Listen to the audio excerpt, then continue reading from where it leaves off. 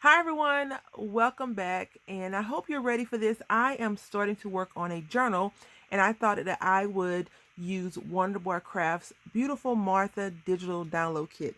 As the making of this video, it is still on sale for $2.99. I'm going to share with you the pages that you get, and probably ooh and ah over them a little bit, more than I probably should as an adult for paper, and then I'm going to show you what I've been working on. So this kit I think has been out for a while now, maybe a couple of weeks.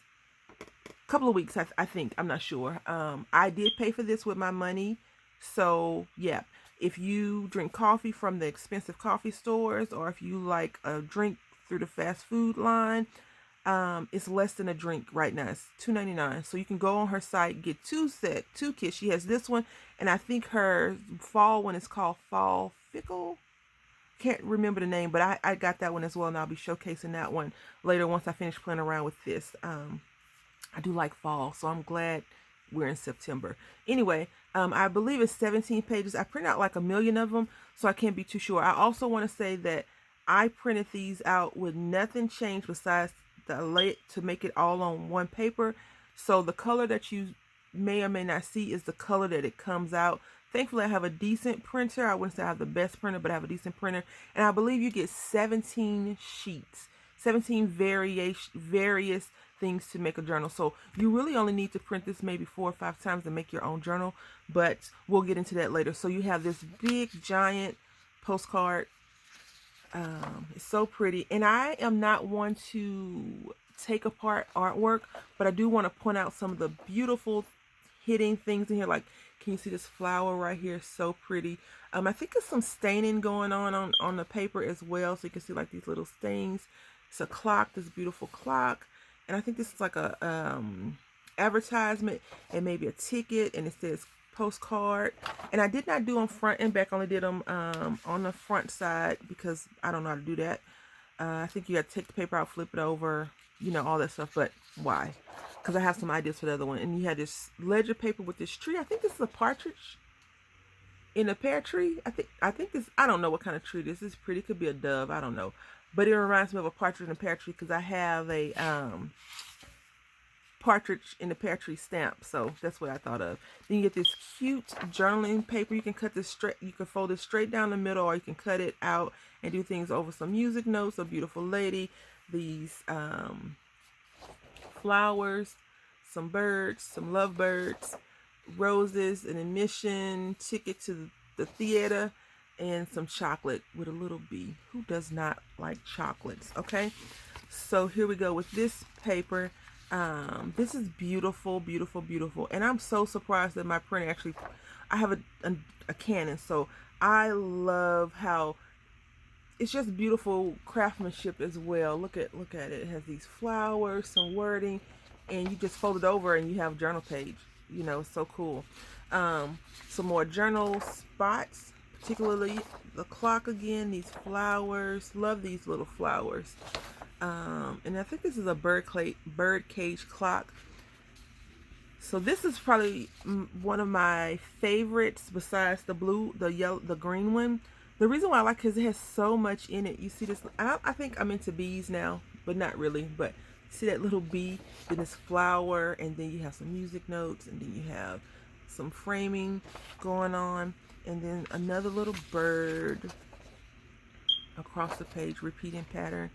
Then you have this, which is cool. It's admission tickets, a playbill, I think it is, like a musical, and then this again. I want to know, you know, 30 cents for is a long time ago. I haven't been able to purchase anything for 30 cents, like, you know, to go to see something. So that's really cool. And I like this a lot as well. This is another one of my favorites. Because even though, you know, I don't take people's craft stuff apart, just looking at the paper, like, it looks like you could touch it if I didn't print on regular paper. Like, this looks like the resume paper, you know, the fancy paper. Just so pretty. I love it. So, you know, this person is well traveled. They've been to Scotland, I think Paris, New York, somewhere again for 30 cents, which is really cool. They got this manuscript, this receipt, a bill, lots of cool things you can do. And if you really, really wanted to, you can probably cut this out But I left mine as is, and then she gives you some envelopes and postcards. So you got this envelope you can make, you can cut it down and fold it into an envelope, or you can leave it as is and do something with it, or you can do a postcard, which I really like these cards, and they're on regular printer paper. If you've ever bought paper from Joann Fabric, the 110 Park Lane paper, I went to print it on there and I was like, this is hard. The paper was really thick, super thick, so I didn't want to have to cut that out, and I was going to do my scan and cut it out, but I was just like, leave it as is and move on. So this is really pretty. I know that she has people and she's done so herself, but I just want to show you the paper. I would have said 2 years ago I'll never buy a digital kit, but I like her kits and I like a lot more people's kits, so I may buy them. Look at this flower inside of here. I'm not, that is really pretty. I like those little hidden things. It makes me think of my mom. She was very much into like word questing, finding hidden things. Like, say for example, on this page, you see this is the smaller of the large page I just showed you. If it says find a train, she would be able to find that train in this paper. I like this a lot. You'll see what I did with this piece. And then we have these, which I like, these large tickets, the large ticket sizes. And I also like how she has these little tickets. You remember back in the day, for those who are mature, we remember before digital came around, you would get a ticket that was perforated. You cut it, they tear it and give you the strip back, and then you put it in your journal or book or whatever. I have one of those from high school, and it's full of stuff, just random junk, ticket stubs from senior day and all, senior week, senior month, or whatever it was back in the day. More tickets. I like this ticket a lot, very much so. Very pretty. I didn't cut everything apart yet. I didn't use everything. I'm still working on a journal, but I just want to show you the papers. This, I felt very upset last night when I was trying to, I was going to use that paper because I felt like these would be good cards, but I have other craft stuff. I think this is a repeat. So it's 16 or 17 sheets in this one kit. Okay, so I've used Color House, I think it's called. I'll show you somewhere through some of this stuff, as well as the Tim Holtz paper pad, just a few sheets out of it, the memorandum, and then I used the die cuts with a view, maps, text, and ledgers, because the person I'm giving this to likes those things. I can't remember the other. Here we go. It's called Paper House. Yep, Paper House, and it's called Field Study. And I got this in 2017 from Tuesday Morning. I don't think I've seen this back. How they have some repeats. I haven't seen this recently there, but I really like this paper pad. It's very thick paper, super thick paper. So I pulled a few sheets out of there. I thought that would go well with that. I did pull one out and I ruined the paper, so we won't even discuss that. But this is how it looks so far. Hopefully none of the glue dried on itself. And I wanted to kind of make the journal in the middle, but I think I'm going to have to cut this down to do some other stuff to what I want to do to it. So this is the first page, and this is on Tim Holtz. Anytime you see a double-sided paper, I'll tell you it's Tim Holtz. So we took one of the tags and we made a tuck spot out of it. And I did glue most of this down, so some of the glue adhered to itself and I had to unstick it. But right here, what I did was I took a doily, make sure I'm in frame. I took a doily and I just cut it in half and glued it underneath this page that I showed you. This page right here is right there, and then this is the flower envelope that I didn't do it the way it was supposed to be done. I'm sure of it, but I like it the way that I've done it, and you can just put it in a little pocket. And then this is some paper from the Dollar Tree, and then this is what I did is I glued it together. It's the same paper, just front and back, and then I made pockets out of it. Remember I did that on my ugly paper series as well. So I want to incorporate that as well because, you know, people like to slide little notes or receipts in their journals. And then this is a Tim Holtz paper, and this right here is another little pocket.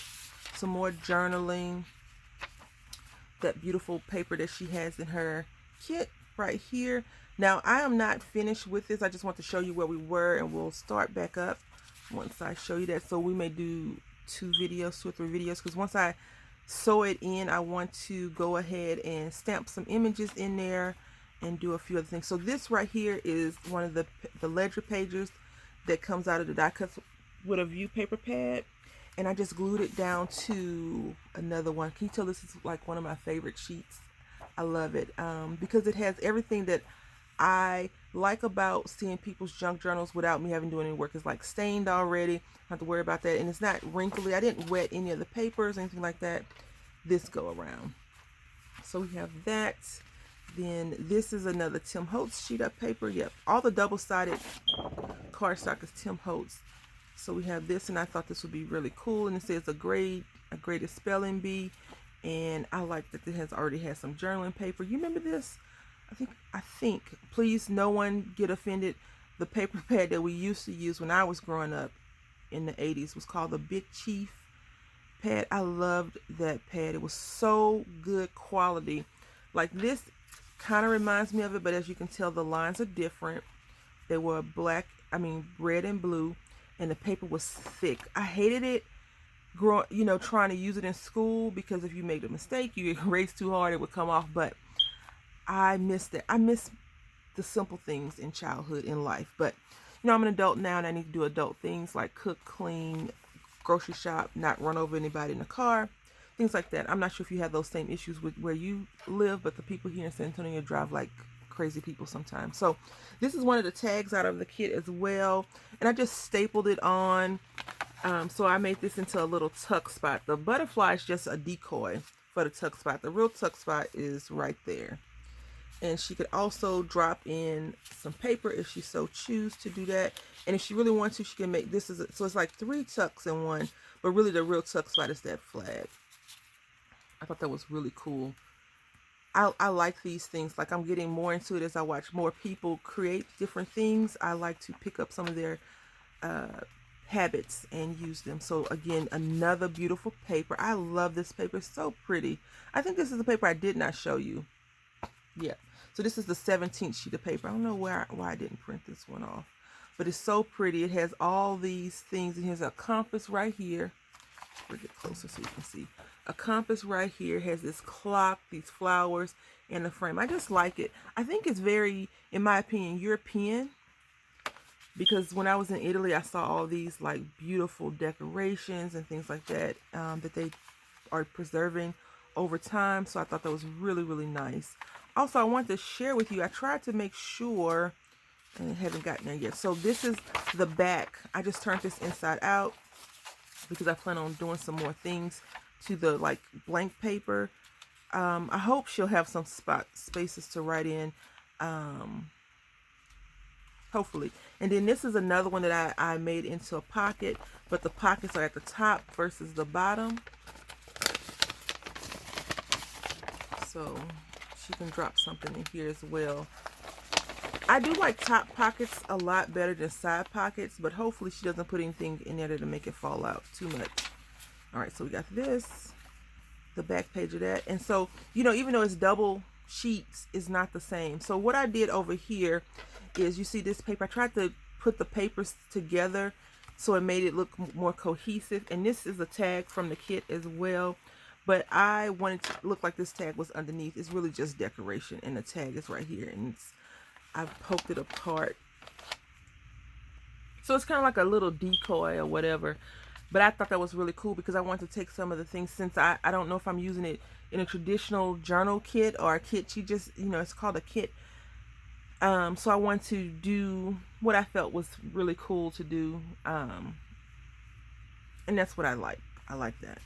So we have this more journaling for the recipient. And then over here is that page I showed you that I glued down. And I'm going to put some other stuff over here. Probably some things that I have in my already collection of stuff. Then we have this again, this. So I did throw in these pages so we could do more stuff with those pages. I like this paper. This is from the field study. Thought that was really, really cool. And I feel like they go along with it because it has birds in the kit and it has some nature and some lines in it. So I thought that would be very, very cool to do. Then here's that pocket, the other side of the pocket. You know, I think sometimes when we give these things to people, I feel like we need to leave it up to them to kind of explore and do what they want to do with the kit versus what we intend on doing with the kit. People have made me journals and things like that, and I don't journal in them. I just look at them from time to time. Like when I miss talking to them or something, I'll just go and look at the stuff that they made me. I don't know. I'm weird like that. But and then we have this back page right here. Don't tell me I glued it all the way down. Nope. So we have this little strip that she can put something in. I thought that would be very cool because I do plan on doing something to the cover, but I don't know yet. So let's go ahead and get back into the journal itself. I do want to put some things down here.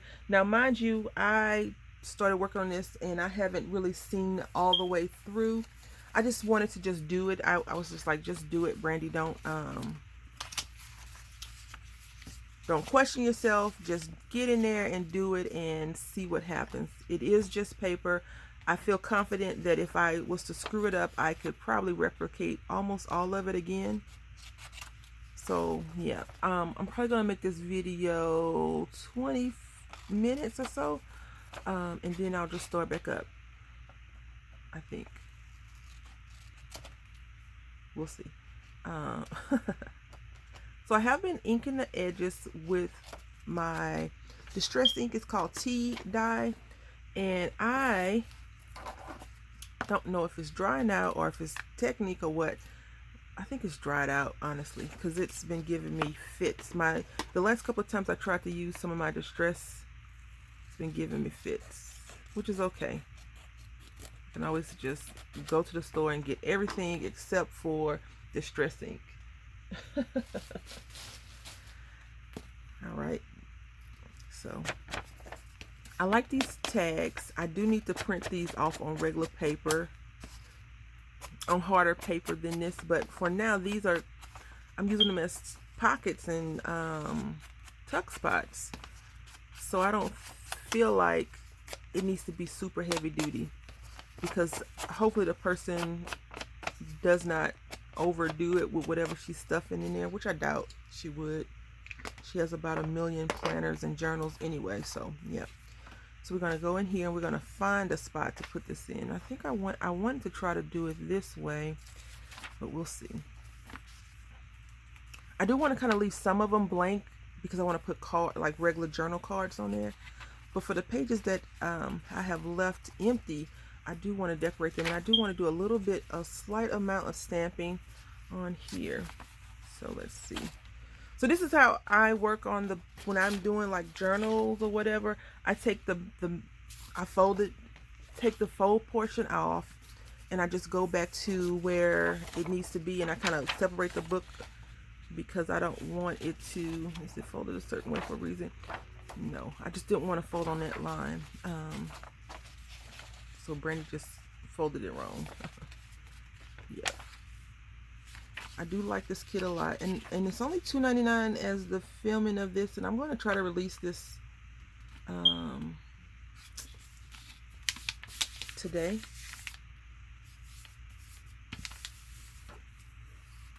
I think. I'm not sure. Maybe. We'll see.